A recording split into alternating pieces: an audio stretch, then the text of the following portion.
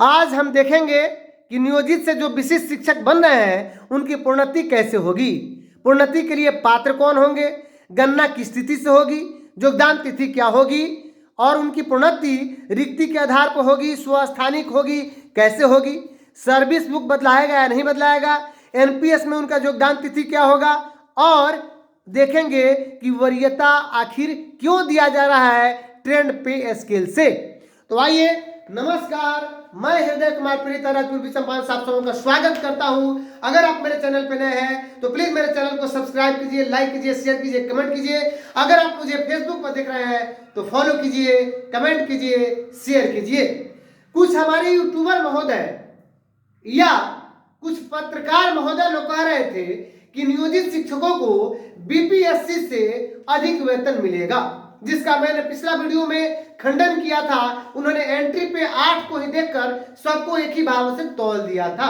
जो उनकी एक ही बात सही थी कि सिर्फ 1 to 5 के 2003-5 के शिक्षकों को उतना मिल रहा था, बाकी 6 to 8, 9, 10, 10+2 को लाभ नहीं मिल रहा था। ठीक उसी प्रकार कुछ यूट्यूबर कह रहे हैं कि प्रोन्नति हम जैसे ही विशिष्ट शिक्षक बनेंगे, यानी जिस तिथि को हम योगदान करेंगे उसी तिथि से हम प्रोन्नत हो जाएंगे और डायरेक्ट हम 1 to 5 से 6 to 8 में, 6 to 8 वाले 9 10th में, 9 10th वाले 10+2 में और 10+2 वाले वरीय 10+2 में चले जाएंगे। अब आइए बात करते हैं कि सच्चाई क्या है। सबसे पहले आपने बिहार विद्यालय विशिष्ट शिक्षक नियमावली तो देखा ही होगा। उस नियमावली में इसी तरह का फॉर्मेट है जो प्रोन्नति कंडिका 9 में है और कंडिका 9 के भाग 1 में कहता है कि विशिष्ट शिक्षक निम्नलिखित तालिका के अनुसार प्रोन्नति हेतु पात्र होंगे। यानी पात्र कौन होंगे? तो विशिष्ट शिक्षक। सबसे पहली बात कि इसी में सब आंसर ढूंढेंगे कि कौन पात्र होंगे, तो विशिष्ट शिक्षक। अब आगे क्रम संख्या दिया हुआ है और लिखा गया है कि विशिष्ट शिक्षकों की श्रेणी। ध्यान दीजिए, किसकी श्रेणी? विशिष्ट शिक्षकों की श्रेणी। निकाय स्तर के पंचायत, प्रखंड, नगर परिषद, जिला परिषद की श्रेणी नहीं, यहाँ लिखा है विशिष्ट शिक्षकों की श्रेणी। उसके बाद लिख रहा है प्रोन्नति के लिए विशिष्ट शिक्षकों की अगली श्रेणी। अगली श्रेणी कब? जब प्रोन्नति के लिए समय दिया हुआ है कितने साल? 8 साल का समय दिया गया है। और अब युक्ति में भी बहुत सारी बातें लिखी गई है। मैं एक एक चीज पढ़ के पहले बताऊंगा, फिर एक एक मुद्दे पर हम चर्चा करेंगे और समझेंगे। आइए देखते हैं कि क्लास 1 to 5 के विशिष्ट शिक्षक जब बनेंगे कि 1 to 5 वाले अगली उनकी श्रेणी होगी 6 to 8 वे विशिष्ट बनेंगे, लेकिन प्रोन्नति के लिए समय 8 साल लगेगा। लेकिन प्रोन्नति कब होगी? उपलब्ध रीति के अनुसार। अब युक्ति में देखिए क्या लिखा हुआ है, उपलब्ध रीति के अनुसार। अब ध्यान देने वाली बात है कि जब रीति रहेगी तो अभी आपकी प्रोन्नति होगी, रीति नहीं रहेगी तो प्रोन्नति आपकी नहीं होगी, क्योंकि नीचे आपके कंडिका 9 के भाग 2 में लिखा हुआ है कि प्रोन्नति आपका अधिकार नहीं है।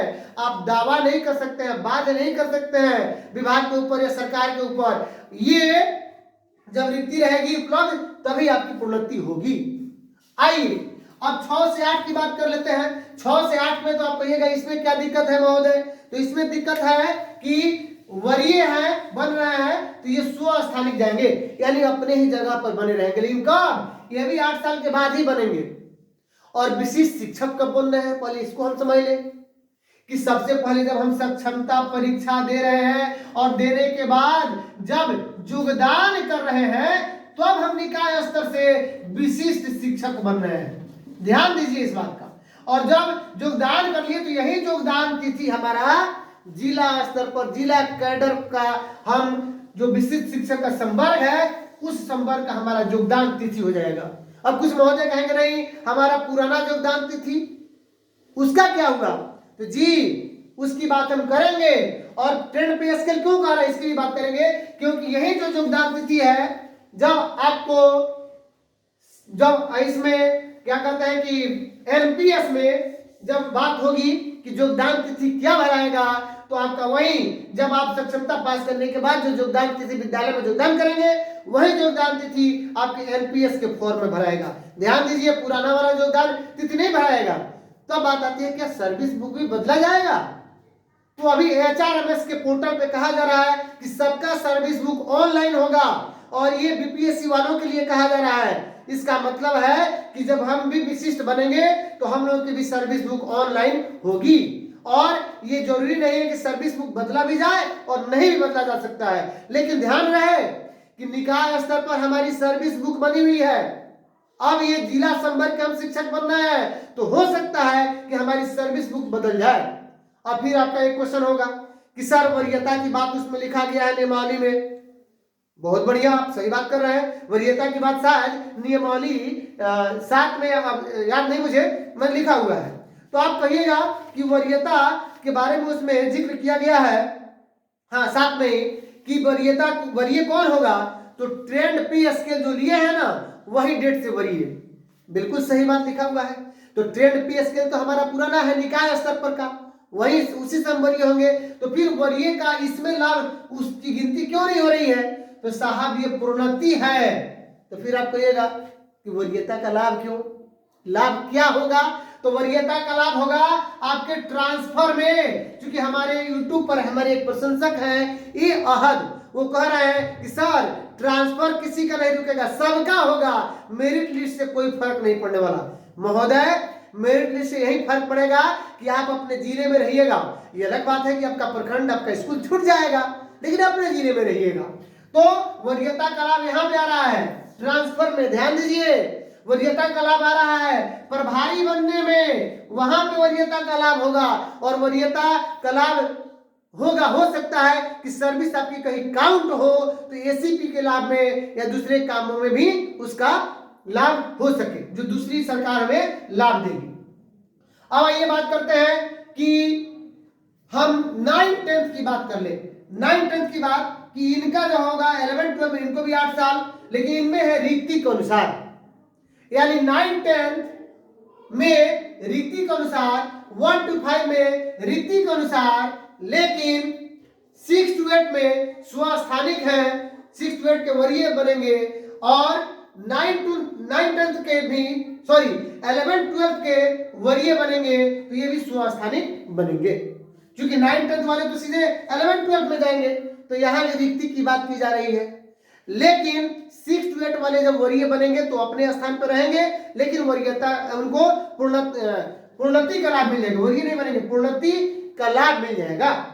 यानी 11-12 वालों को भी प्रोन्नति का लाभ मिल जाएगा, प्रोन्नत होंगे तो। अब प्रोन्नति में फायदा क्या है, तो 2000 रुपये की बात इसमें की गई है। क्या, तो जैसे ही 11-12 से वरीय 11-12 बन रहे हैं तो इनके मूल वेतन में 2000 रुपये का लाभ हो रहा है वरीय में। 6 to 8 से जैसे ही हम वरीय 6 to 8 में जा रहे हैं तो मूल वेतन में 2000 रुपये का लाभ हो रहा है। तो इस प्रकार आपने देखा कि बहुत सारी भ्रांतियां धीरे धीरे समाप्त हो रही है और संशय के बादल छट रहे हैं। आप सबों को पता है कि बिहार स्कूल एग्जामिनेशन बोर्ड ये विशिष्ट शिक्षक बनाने के लिए सक्षमता परीक्षा लेगी। तो ठीक उसी प्रकार ये भी संशय का बादल छट जाएगा कि जो कह रहे थे कि जाते ही हम आगे में प्रमोट हो जाएंगे, वो बात नहीं है। 8 साल आपको सर्विस करनी पड़ेगी। हाँ, ये अलग बात है कि राजकर्मियों के लिए कुछ अभी चेंजिंग हुआ है प्रमोशन में, 3 साल 4 साल 5 साल के बाद, अभी हाल फिलहाल 10-15 दिन के अंदर में चेंजिंग हुआ है। लेकिन कौन से राजकर्मियों, इसमें भी ध्यान देना होगा। अभी कैडर कई तरह का हो गया। एक राजकर्मी है जिनको एक्चुअल पैसा मिलता है, एक राजकर्मी अब विशिष्ट शिक्षक अलग संवर्ग बना दिया गया, और एक हम लोगों का विशिष्ट शिक्षकों का जो संवर्ग है वो अलग है, और बीपीएससी वालों का संवर्ग एक अलग है। तो बीपीएससी वाला डाइंग कैडर नहीं है, विशिष्ट शिक्षक डाइंग कैडर है, और साथ में बता दूं कि नियमित शिक्षक भी डाइंग कैडर है। तो इस प्रकार आपने देखा कि कौन पात्र होंगे, जिला कैडर और गणना तिथि, योगदान तिथि, रिक्ति स्वस्थानिक होगी कि नहीं होगी। अब बात आ रही है कि रिक्ति पर हमने बता दिया कि 9 के कंडिका 2 में लिखा हुआ है कि अधिकार नहीं है, ये दवा नहीं है। तो महोदय जो कह रहे हैं कि जाते ही प्रोन्नति होगी, ये बिल्कुल गलत है। अगर आप मेरे चैनल पर नए हैं तो प्लीज मेरे चैनल पर बने रहिए। और मैं आपको बता दूं कि अब जहां जाना है वहां तो जाना ही होगा, ट्रांसफर होना ही होगा। तो मैंने एक शेर लिखा कि रोते हुए चेहरे की तस्वीर बदलना सीखो, कि रोते हुए चेहरे की तस्वीर बदलना सीखो, बुलंद हौसलों से अपनी तकदीर बदलना सीखो, और गहराई देखकर समंदर की कभी डरना नहीं, कि गहराई देखकर समंदर की कभी डरना नहीं। अरे अपने कर्मों से अपने हाथों की लकीर बदलना सीखो। तो मित्रों, आप तैयारी कीजिए, अधिक अंक अर्जित कीजिए, अपने ही जिला में रहिए, और प्रोन्नति जब होना होगा तो 100% होगा। मिलते हैं नेक्स्ट वीडियो में, तब तक के लिए थैंक यू।